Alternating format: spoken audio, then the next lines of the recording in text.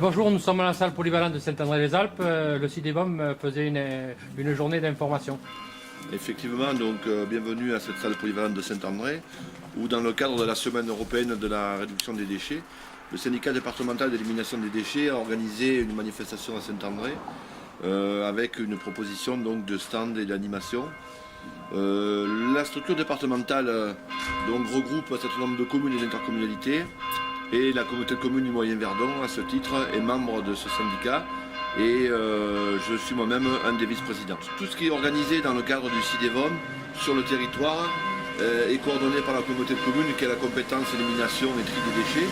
Et il est important pour nous, collectivités, de pouvoir diffuser ces informations et expliquer aux gens les bons gestes concernant le tri des déchets et également la réduction des déchets à la base.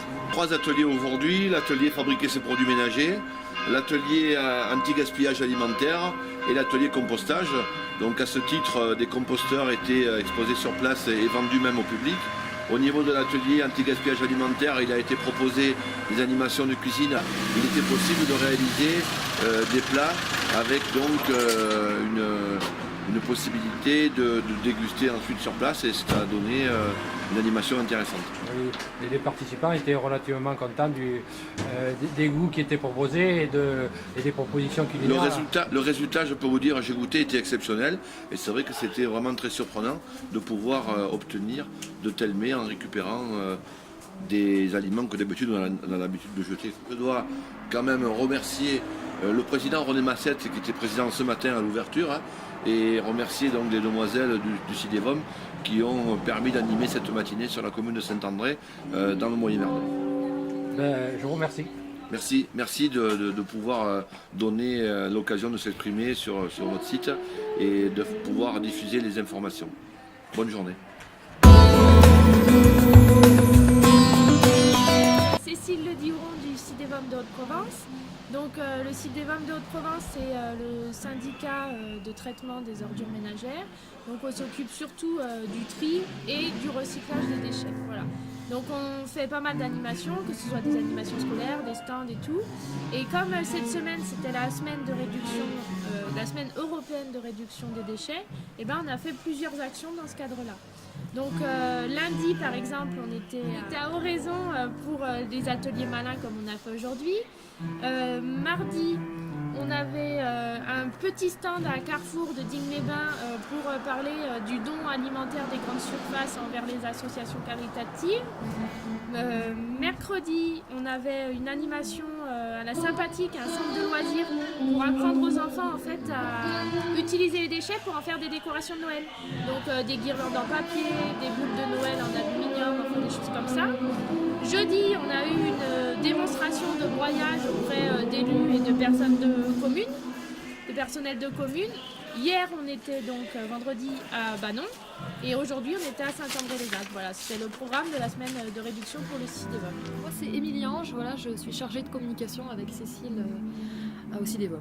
Voilà, donc aujourd'hui, comme pour Banon et Oraison, on a proposé des ateliers malins. Donc en fait, c'est 3 ateliers donc sur le thème des déchets finalement. Donc il y a un atelier sur comment fabriquer ses produits ménagers chez soi pour, dans un premier temps, faire des économies, mais aussi produire moins de déchets et finalement connaître la composition des produits, parce que c'est nous qui l'utilisons, enfin qui le faisons.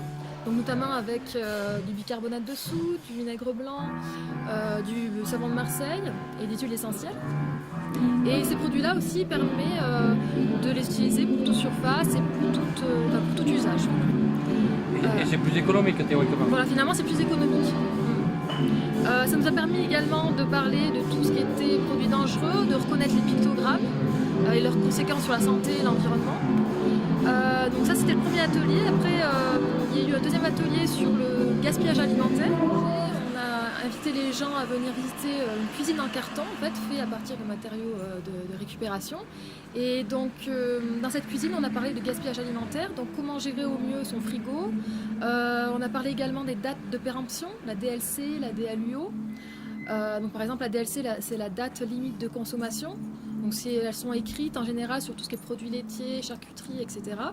Donc c'est les produits qui se périment assez vite. Et la DLUO, c'est la date limite d'utilisation optimale qui est écrite sur tout ce qui est pâtes, riz, café, que l'on peut garder plus longtemps dans les placards. Donc voilà, donc on a parlé de ça, comment les reconnaître. Par exemple, un yaourt, on peut bien entendu le garder 1 mois au-delà de la date, par exemple.